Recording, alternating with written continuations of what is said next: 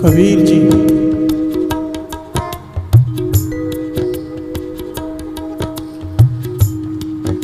कबीर जी के पास बहुत सारे लोग ज्ञान प्राप्ति के लिए आते थे। कबीर जी किसी को टोकते नहीं थे, चाहे कोई कितने दिन के लिए भी आके रहे, जब भी चाहे आए, जब भी चाहे चला जाए।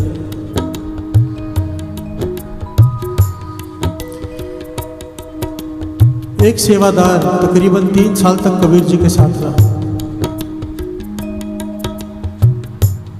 पर वही हाल, खाली का खाली। प्यार से बोलिए धन गुरु नानक। कई लोगों को साथ संगत जी पता ही नहीं होता कि वे साधु की संगत करने क्यों आए, नहीं पता होता। ये दास का जाती तजुर्बा है, महापुरुषों के साथ रहा है दास, बहुत सारे महापुरुषों के साथ रहने का सौभाग्य प्राप्त हुआ, और वहाँ पर देखा 99% जो लोग आते हैं, जो महापुरुषों के साथ होते हैं, उन्हें पता ही नहीं होता कि वो वहाँ पर क्यों है। प्यार से बोलिए धन गुरु नानक। शरीर के साथ साथ में घूमते हैं और ज्ञान का किन का भी अंदर प्रवेश नहीं किया होता, खाली के खाली रह जाते हैं, जैसे आते हैं वैसे ही चले जाते हैं। और वहाँ पर एक साधु मंडली आकर रुकी, आपस में विचार कर रहे हैं कि हम 68 तीर्थों का स्नान करने जा रहे हैं। प्यार से बोलिए धन गुरु नानक। 68 तीर्थों का।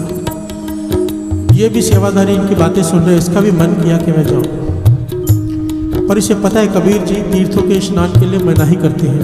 प्यार से बोलिए धन गुरु नानक। ये कबीर जी के पास गया, कहने लगा मुझे आज्ञा दीजिए, आप तो खुद तीर्थों पे स्नान करने जाते हैं, हमें भी जाने नहीं देते। ये साधु मंडली आई है, इसके साथ मुझे जाने की आज्ञा दे। कबीर जी कहने लगे ऐसे ही थक कर आ जाएगा। प्यार से बोलिए धन गुरु नानक। तीर्थों पर स्नान करने से तत्व नहीं बदल जाते, स्वभाव नहीं बदल जाता, स्वभाव बदलता है साधु की संगत करने से। प्यार से बोलिए धन गुरु नानक। वो कहने लगा इतने सारे साधु हजारों जो वहाँ पर जाके स्नान करते हैं, क्या उन्हें ज्ञान नहीं? प्यार से बोलिए धन गुरु नानक। कबीर जी ने देखा कि ये नहीं समझने वाला, उन्होंने उसे एक लौकी दी।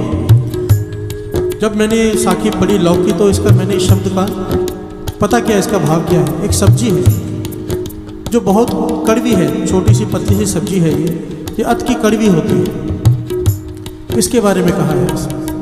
कबीर जी कहने लगे जब सब तीर्थों पे स्नान जहाँ जहाँ तू करेगा, इसका भी स्नान करवा देना। प्यार से बोलिए धन गुरु नानक। अब कई सालों बाद वो शिष्य वापस आया 68 तीर्थों का स्नान करके। जब वो गांव में प्रवेश कर रहा है तो लोग फूलों की वर्षा कर रहे हैं कि 68 तीर्थों का स्नान करके आया। प्यार से बोलिए धन गुरु नानक। उसका सीना फूला हुआ है गर्व से कि मैं 68 तीर्थों का स्नान करके आया, कुछ बन गया। अपने मन में अहंकार से भरा हुआ कबीर जी के पास आया, तो कबीर जी ने वो लौकी ली, कहा इसका स्नान कराया, कहने हर तीर्थ पे कराया। तो कबीर जी ने लौकी को माथा टेका। प्यार से बोलिए धन गुरु नानक। कहने लगे अब तो ये भी पूजनीय हो गई है, ये लौकी जिसने 68 तीर्थों का स्नान कर लिया है, तो ये भी पूजनीय हो गई, इसे भी सब माथा टेको। सबने माथा टेका लौकी को। हम कबीर जी कहने लगे इसकी सब्जी बनाओ, इसकी सब्जी बनाकर चटनी के जैसे खाने भोजन में सबको थोड़ी थोड़ी दे दो, अति की कड़वी सब्जी। अब भोजन की थाली में सारे साधुओं को साथ में बिठाकर जब इस लौकी की सब्जी को दिया गया, चटनी के जैसे थोड़ी थोड़ी, जो भी खा रहा है उठकर भाग रहा है। प्यार से बोलिए धन गुरु नानक। इतनी कड़वी की झेली नहीं जा रही। कबीर जी कहने लगे भाई इसको फेंकना मत, ये 68 तीर्थों का स्नान करके आई है। वो कहने लगे स्नान करके आ गए तो क्या हो गया, कड़वी की कड़वी ही है। प्यार से बोलिए धन गुरु नानक। कबीर जी कहने लगे यही बात तो मैं आप लोगों को समझा रहा हूँ कि तीर्थों पर स्नान करके स्वभाव नहीं बदलते, स्वभाव बदलते हैं साधु की वचनों की संगत करके। प्यार से बोलिए धन गुरु नानक। धन गुरु नानक। भगत रविदास जी बैठे हैं, साधु मंडली कहती है, गांव वाले कहते हैं तीर्थों के स्नान पे चलो।